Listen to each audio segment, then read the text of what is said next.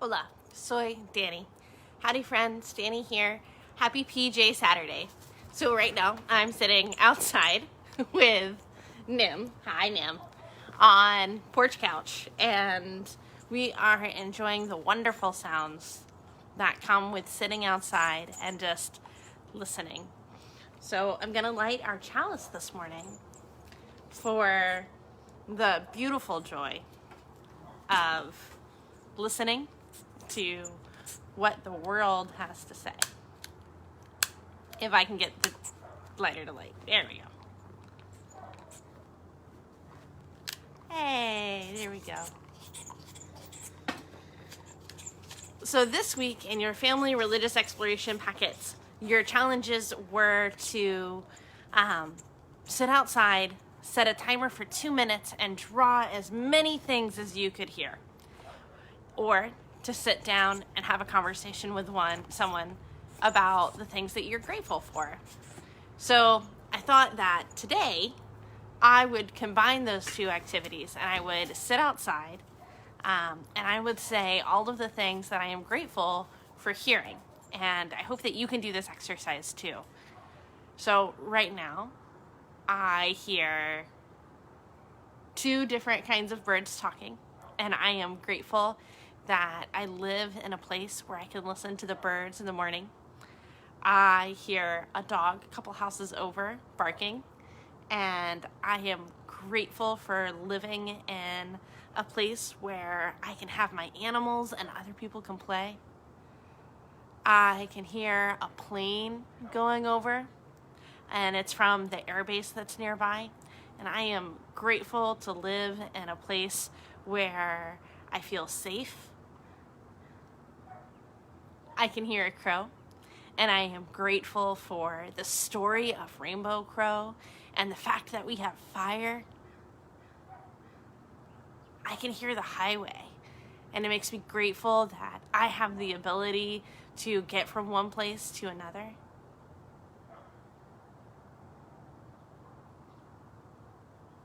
I can hear that subtle shifting of the wind, and it makes me grateful that I am part of the interconnected web of life and that I can be part of nature. Going outside and listening is a way that we can root ourselves. It's part of the 5 senses exercise, if you've ever done that. When you're feeling flustered or you don't quite know what to do because you're having a moment, one of the things you can do is just stop and root yourself. Listen to 5 things and say what those 5 things are. Feel, look, see 4 things, feel 3 things, smell 2 things, taste 1. It's called the 5 senses exercise. Rooting and gratitude go hand in hand, and I think that's important to remember this Thanksgiving week, because some people don't celebrate Thanksgiving in the traditional way because there's a lot of pain associated with that, a lot of pain with the Pilgrim story, because it just covers over, it whitewashes the truth, which is that a lot of indigenous people had some real terrible things done to their cultures. They had their land stolen from them, they had their family stolen from them, their home stolen from them. So they celebrate not Thanksgiving, but an acknowledgement of mourning. And this actually marks the 50th year of mourning that will be held at Plymouth Rock.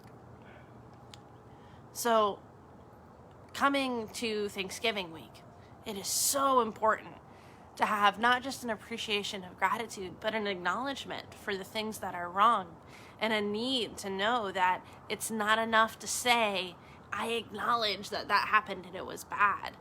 That it's not enough to have reparations of lip service, but you also have to say, hey, I realize that was bad, and what can we do to make it better? And sit in the conversations and try to be better. It's part of dismantling the culture of white supremacy. That's part of building the world that we dream about, is making sure that the damage that was done because people were careless and they didn't realize what they were doing, or because they made decisions to deliberately hurt another culture, get taken care of, that we acknowledge that and that we try to fight to correct it. Sometimes we don't realize all the things that were wrong. I grew up listening to the traditional Thanksgiving story. I grew up learning about pilgrims and John Smith and Pocahontas and thinking that it was this wonderful story of friendship. And you know what? The story is kind of beautiful, but the story hides an ugly, ugly truth. So this Thanksgiving, as I sit with gratitude for all of the things that I have, because that's what Thanksgiving is to me. It's having a moment to express gratitude for all of the things that I'm so lucky to have. I really want to take a moment to acknowledge and be aware that there are those who are in deep mourning because of what happened on Thanksgiving and that Thanksgiving story. Because that Thanksgiving story is not quite the story that we think it is. And along with that, because it's not enough to just acknowledge it this Thanksgiving, I want to say that I'm going to commit, and I know that our church community is going to commit to learning how we can do whatever it is to help make it right, how we can support Indigenous cultures and Indigenous folks and their battle for justice and be there on their side with them. I think that's really important when we talk about Thanksgiving. It's not enough just to think about the holiday. But when we talk about enough, there's this prayer. And there's a quote. And the quote goes, if the only prayer that you ever say is thank you, that will be enough. So given that, I'm going to say thank you. I'm going to sit in gratitude this week. I'm going to let that gratitude open my heart to the stories of truth and be grateful for the truth and grateful for the ability to learn and be on the side of justice. And with that, I hope that you have a wonderful Thanksgiving week.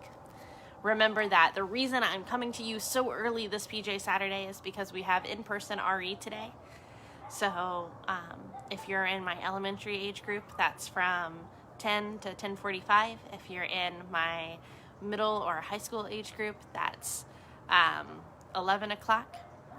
We're meeting outside. You need to wear masks. We will be socially distanced. I'll help you find your spot to sit so that we are staying socially distant.